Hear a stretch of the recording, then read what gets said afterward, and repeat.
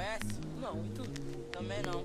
Jeito de rica, né não? Por quê? Ah, sei lá, pelo cabelo. Se for, qual o problema? Já viu rico namorar pobre? Located in Alberta, Canada, the Athabasca oil sands are repping large deposits of clay, sand, and bitumen. And what used to be 141,000 square kilometers of banging forest and wildlife, there's now mixtures of hardened bitumen and sand. The Athabasca oil sands make up one of the largest open pit mines in the world, 20% of the land being used in that fashion. The oil sands be racking 40% of Alberta's natural gas usage daily, releasing 40 kilograms of carbon dioxide per barrel of oil. At an expected dose of 5 million barrels per day in 2030, that's approximately 200 million kilograms of carbon dioxide every day. To make matters worse, birds often chill in the tailing ponds the sands create. Tailing ponds are the watery byproducts that come from separating bitumen with whatever else is in the ground.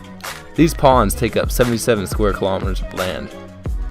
Aside from these ecological impacts, Alberta's economy has never been better, with oil prices rising since 2003, minus the occasional worldwide financial crisis. The demand for oil has also been going up.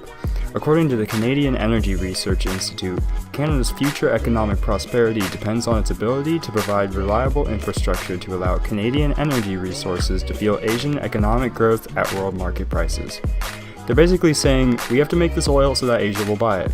As of now, approximately 112,000 people outside of Alberta get cash flow from these sands, and it's expected to grow to 500,000 in 25 years.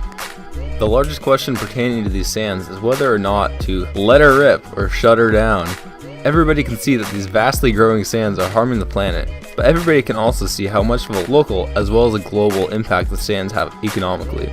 In a perfect world, Canada would have time and money to reclaim all the land they've mined, and places that depend on oil like China and the US would switch to renewable energy. This is the view many groups like Greenpeace hold, which contrasts with the business-like approach, saying it's okay if we mine now because once we make enough money, we can use these advanced procedures to reclaim the lost land in a few decades.